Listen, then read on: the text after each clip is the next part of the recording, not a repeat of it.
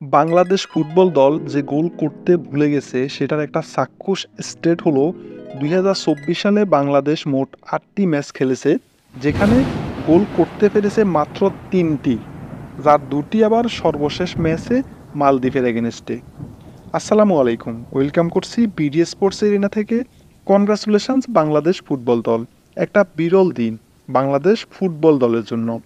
ম্যাচের শুরুতে গোল কনসিড করা, ফার্স্ট হাফ শেষের মিনিট দুয়েক আগে অসাধারণ একটা গোল করে দলকে সমতায় আনা এবং ফাইনালি এক্সট্রা টাইমে জয়সূচক গোল করা, এটা বাংলাদেশ ফুটবল হিস্ট্রির সাথে বড্ড বেশি বেমানান। কারণ এতদিন আমরা ইউজুয়ালি দেখে এসেছি বাংলাদেশ ম্যাচের শেষের দিকে টায়ার্ড হয়ে যায়, পিছিয়ে পড়ে মেন্টাল প্রেশারে পড়ে যায় এবং গোল কনসিড করে। তবে বহুদিন পরে দেখা গেল এর উল্টো চিত্র। বাংলাদেশ এক্সট্রা টাইমে গোল করে কামব্যাকের ইতিহাস রচনা করলো। যে দুটি গোল বাংলাদেশ করেছে জাস্ট আউটস্ট্যান্ডিং, স্পেশালি প্রথম গোল যেভাবে কাটব্যাক করে মুজিবুর রহমান জনি গোলটা করলো, অনেকদিন চোখে লেগে থাকার মতো। যেভাবে বক্সের বাইরে থেকে শট করেছে, এই সাহসটাও একটা বিরাট ব্যাপার। সে প্রথম ম্যাচেও এরকম একটা শট নিয়েছে। দুই ম্যাচে প্রায় 10টার অধিক গোলে শট ছিল, অন টার্গেট শটও ছিল অলমোস্ট 6-এর অধিক। সো এটা অনেক বড় অ্যাচিভমেন্ট। মুজিবুর রহমান জনির গোলটা দেখতে সুন্দর, আবার ম্যাচের গেম চেঞ্জারও বলা যেতে পারে এই গোলটাকে। মূলত এই গোলটাই ছিল ম্যাচের টার্নিং পয়েন্ট।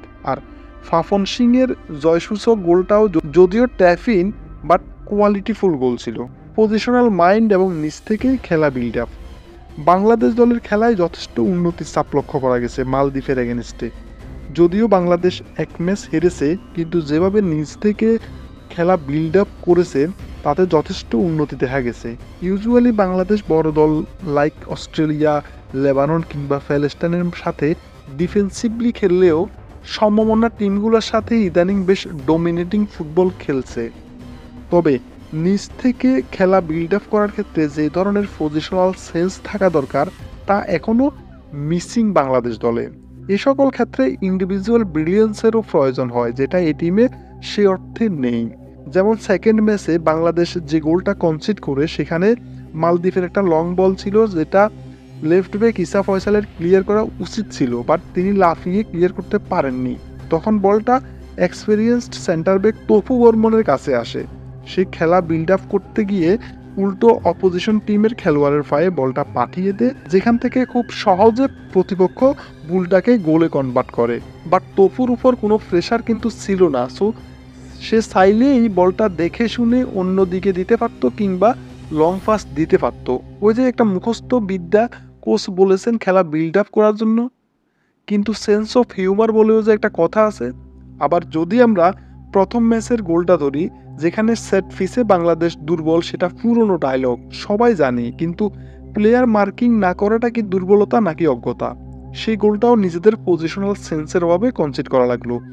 আবার ডি বক্সের মধ্যেও বেশ কয়েকবার গড়বড় ফাঁকাতে দেখা যায় রাকিব মুরসালিনদের, বিশেষ করে ফাহিমের। খেলা বিল্ড আপ করে পরিকল্পিতভাবে গোল করার মতো খেলোয়াড় বাংলাদেশ দলে নেই, তার উপর যদি খেলে কোনো নির্দিষ্ট টার্গেটম্যান ছাড়া। আর কত এক্সপিরিয়েন্সড তকমা, অভিজ্ঞতার কথা বলে বারবার ভুল করার পরও সুযোগ পাওয়াটা দেশের ফুটবলের জন্য অশনি সংকেত। ফিফা র্যাঙ্কিংয়ে একেবারে তলানির দেশ শ্রীলঙ্কা, নিজেদের থেকে প্রায় 50 ধাপ উপরে থাকা ইয়েমেনের সাথে 1-0 ম্যাচ জেতে, যার কৃতিত্ব তাদের ফুটবল ফেডারেশনের সাহসী পদক্ষেপ নেওয়ার জন্য। যেমন এই ম্যাচে তাদের একাদশের 9 জন ফুটবলার ছিল অরিজিন ফুটবলার, যে দেশ 1 বছর আগেও ফিফা নিষেধাজ্ঞার কবলে ছিল এবং ফিফা র্যাঙ্কিংয়ে একেবারে তলানিতে ছিল। তারা এখন চোখ রাঙাচ্ছে বড় বড় দলগুলোকে, র্যাঙ্কিংয়ে উন্নতি হচ্ছে। বাংলাদেশ ফুটবল ফেডারেশন যদি উদ্যোগী হয়, তবে একজাক প্রবাসী কোয়ালিটিফুল ফুটবলার রয়েছে যারা দেশের প্রতিনিধিত্ব করতে চায়। প্রয়োজন প্রচেষ্টার, প্রয়োজন সদিচ্ছার। গোলটা করবে কে? বাংলাদেশ দল মালদ্বীপের এগেনস্টে স্পেশালি ফার্স্ট ম্যাচে যে পরিমাণ চান্স ক্রিয়েট করেছে, কিন্তু সেখান থেকে নিদেন পক্ষে 4টা গোল করা উচিত ছিল, বাট সেটা পারেনি রাকিব, রাহিম, মুরসালিনেরা। কখনো পোস্টের বাইরে শট, তো কখনো দুর্বল অন টার্গেট শট, আবার কখনো গোলকিপার বাধা হয়ে দাঁড়িয়েছে। সেকেন্ড ম্যাচে যদিও দুটো গোল বাংলাদেশ পেয়েছে, কিন্তু খেলার স্টাইল কিংবা ডোমিনেটিং যেভাবে করেছে বাংলাদেশ, তাতে অন্তত আরও গোল হওয়া উচিত ছিল। ওই যে আপনি যতই ভালো খেলেন লাভ নেই, ফুটবল গোলের খেলা, দিন শেষে আপনাকে গোলটাই করতে হবে।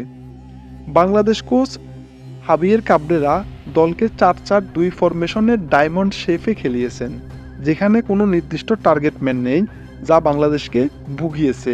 বিশেষ করে ফলস নাইন নিয়ে খেলার মতো লেভেলে বাংলাদেশের খেলোয়াড়রা এখনও নেই।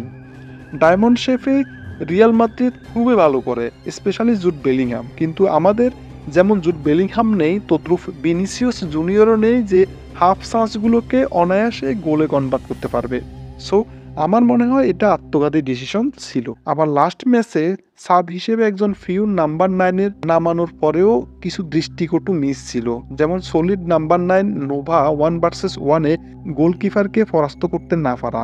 এটা আই থিঙ্ক একটা বড় লেভেলের দৃষ্টিকটু ওয়ার্ক, যেখানে দল এক সমতা এবং খেলাও অলমোস্ট শেষের দিকে। তখন আপনি যদি নাম্বার 9 নাও হয়ে থাকেন, এই ধরনের চান্স পেলে আপনাকে অবশ্যই গোলে কনভার্ট করতে হবে, আদারওয়াইজ আপনি বড় ধরনের একটা ব্যর্থতার সামিল হবেন। বাংলাদেশ দল যে গোল করতে ভুলে গেছে সেটার একটা চাক্ষুষ স্টেট হলো 2024 সালে বাংলাদেশ মোট 8টি ম্যাচ খেলেছে, যেখানে গোল করতে পেরেছে মাত্র 3টি, যার 2টি সর্বশেষ ম্যাচে এবং অন্যটি সেপ্টেম্বর উইন্ডোতে ভুটানের এগেনস্টে, সেটাও লাকিলি। এই সময়ে প্রতিপক্ষ হিসেবে বাংলাদেশ ওয়ার্ল্ড কাপ বাছাইয়ের ম্যাচে ঘরের মাঠে অস্ট্রেলিয়া, প্যালেস্টাইন এবং ইউএই ম্যাচে লেবানন ও প্যালেস্টাইনের মতো টিমগুলোকে পেয়েছিল, যেমন ছিল ফিফা ফ্রেন্ডলি ম্যাচে তুলনামূলক একই শক্তিমত্তার ভুটান এবং মালদ্বীপও। র্যাঙ্কিংয়ে উন্নতির সুযোগ মিস। এফসি এশিয়ান কাপ 2027-এর বাছাই পর্বের ড্রয়ে বর্তমান র্যাঙ্কিং বিবেচনায় বাংলাদেশ 4-এ থাকবে। যদি বাংলাদেশ মালদ্বীপের এগেনস্টে দুটো ম্যাচই জিততে পারত, তবে 3-তে ওঠার একটা সম্ভাবনা ছিল, কিন্তু বাংলাদেশ সেখানে ব্যর্থ হয়েছে। বর্তমান ফিফা র্যাঙ্কিংয়ে বাংলাদেশের অবস্থা 185, এটা আমরা অলমোস্ট সবাই জানি, এবং এএফসি র্যাঙ্কিংয়ে 39তম অবস্থানে রয়েছে। সো সুযোগ ছিল বাংলাদেশের সামনে র্যাঙ্কিংয়ে উন্নতির মাধ্যমে এশিয়ান কাপ বাছাইয়ে 3-তে থাকার, কিন্তু সেটা যেহেতু হয়নি, এখন অনেকের জানার বিষয় 3-তে থাকতে পারলে কি হতো।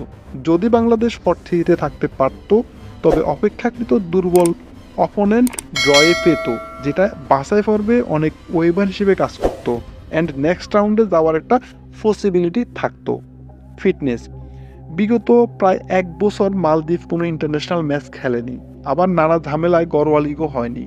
অন্যদিকে বাংলাদেশ দলের এই মৌসুমের লিগ হয়তো এখনও শুরু হয়নি, কিন্তু ইন্টারন্যাশনাল ম্যাচ প্রায় প্রত্যেক উইন্ডোতেই ছিল, শুধু অক্টোবর উইন্ডো বাদে।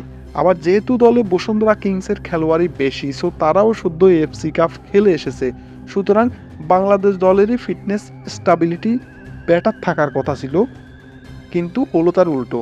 মনে হয়নি মালদ্বীপ অনেক দিন খেলার মধ্যে নেই, যদিও লাস্ট ম্যাচের শেষের দিকে কিছুটা টায়ার্ডনেস দেখা গিয়েছিল, বাট তারা কাউন্টার অ্যাটাকে অনেক বেশি ফাস্ট ছিল।